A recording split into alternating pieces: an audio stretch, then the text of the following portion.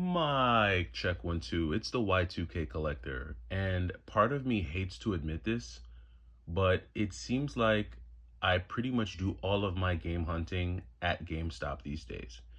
And as someone who has spent a lot of time out in the field hunting at pawn shops, thrift stores, as someone who's done the flea market thing a few times, as someone who's gone to yard sales, I know the potential that's out there in being able to find really good deals if you put in the amount of time, if you put in the right amount of work.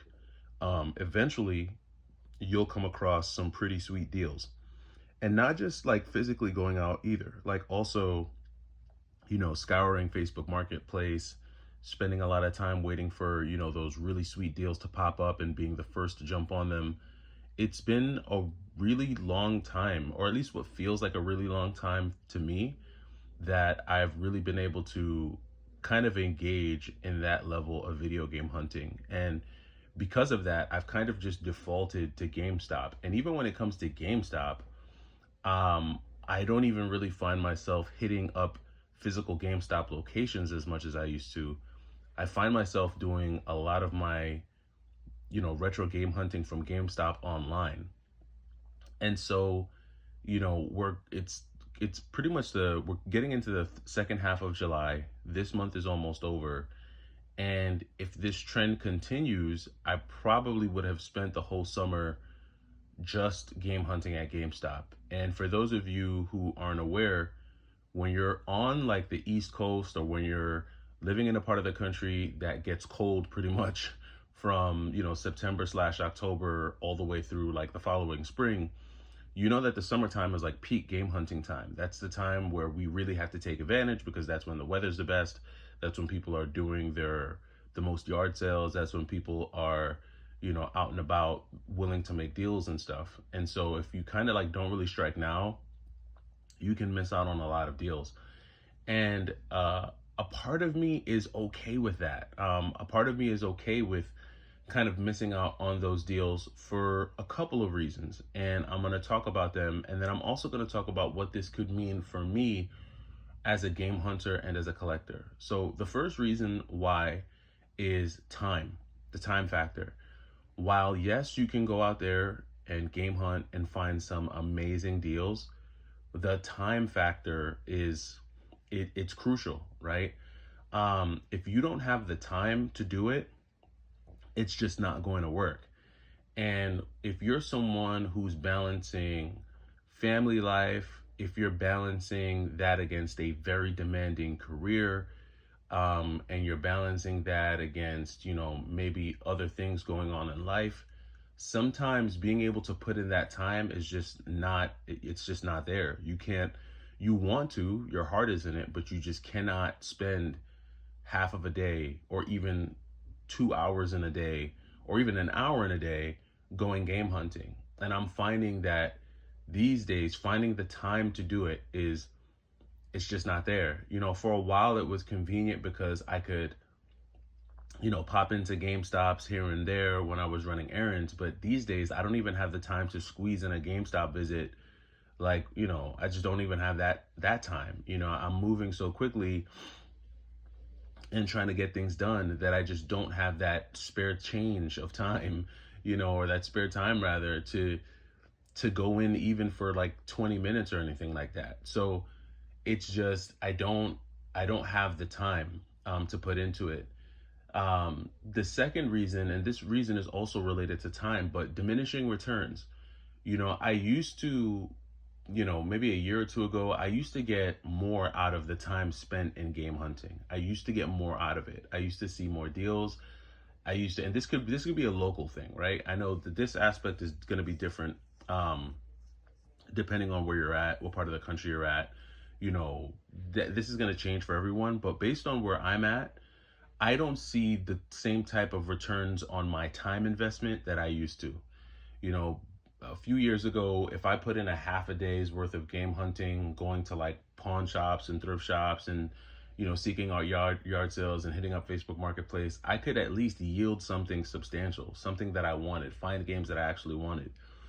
For the last 2 to 3 months, I haven't, the returns are diminishing. I'm not getting out what I've put in as far as like time goes. And so when I think about doing it, my mind immediately thinks of all the other things I could be doing with my time.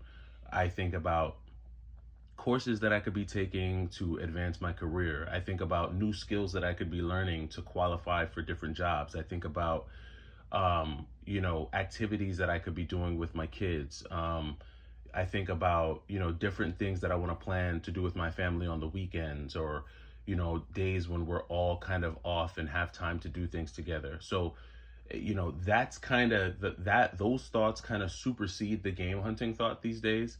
And so when I think about it, I just, my mind just defaults to, okay, well, I'm not going game hunting today. And so that's kind of where I've found myself, time wise. And then the other factor is just the diminishing returns.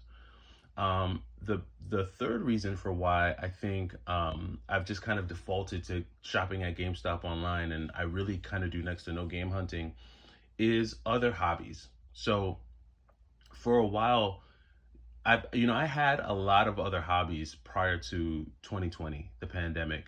A lot of hobbies that had me outside, that had me a lot more active, doing a lot of things.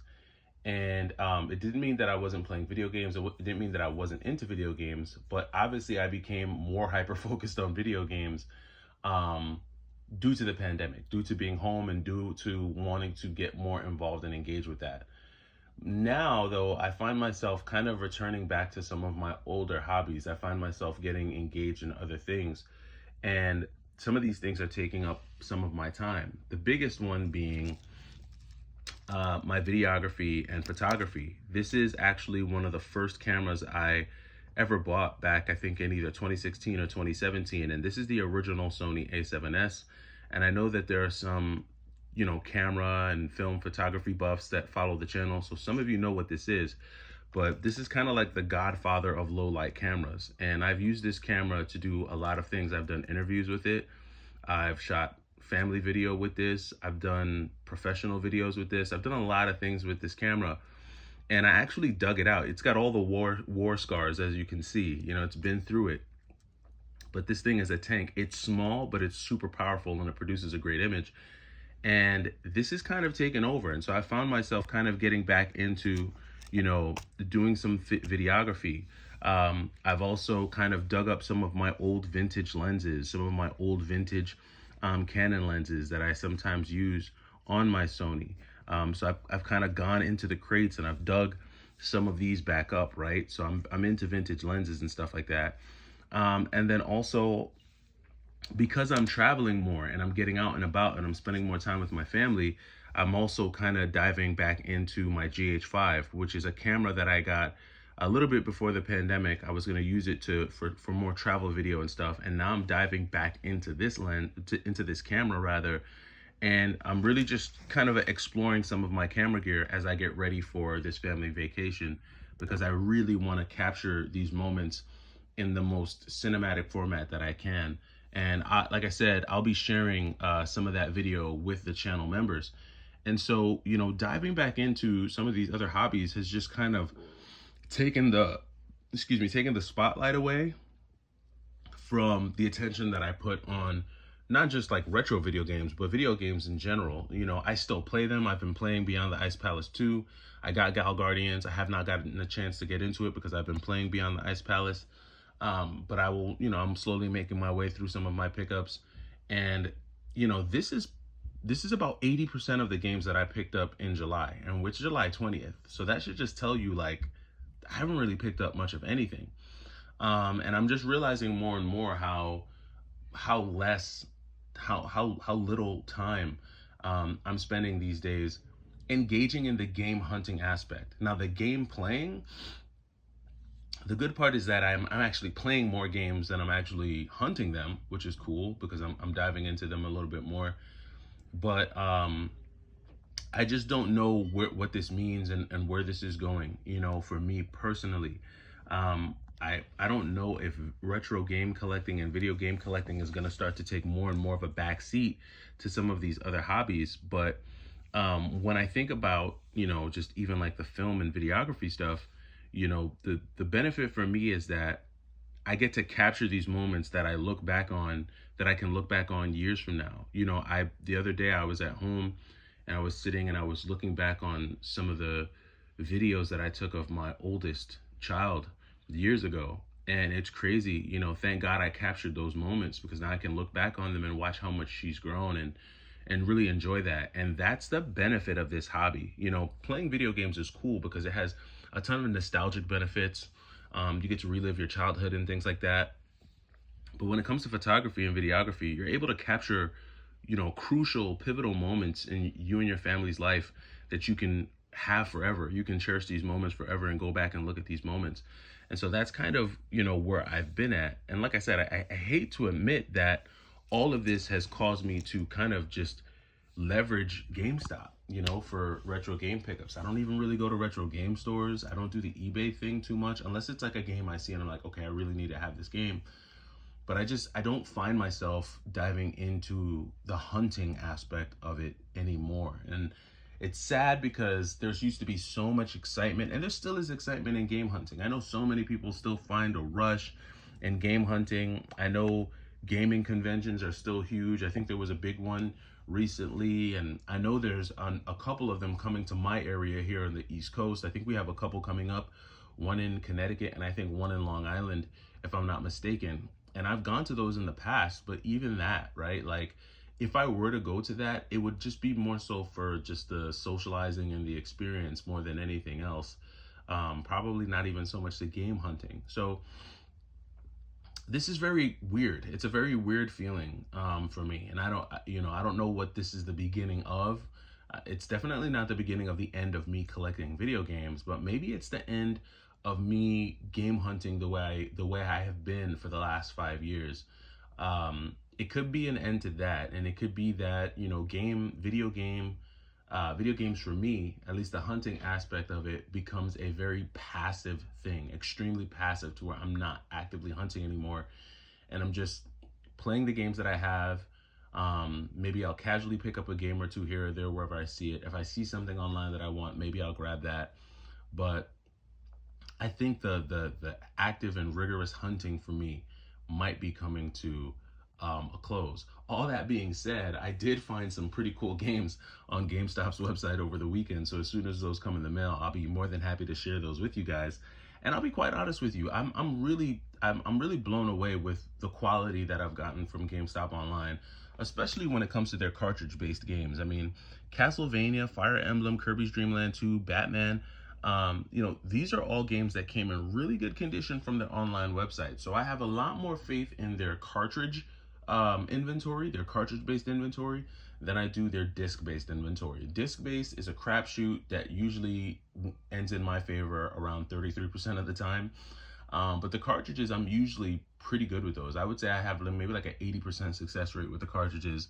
The other 20% is really just cartridges that are either damaged, disfigured, fake, all the other reasons why you want to keep a cartridge. So, but let me know what you guys think. Also, I'll end with this. I don't know if age is a factor too. I'm 1 year older.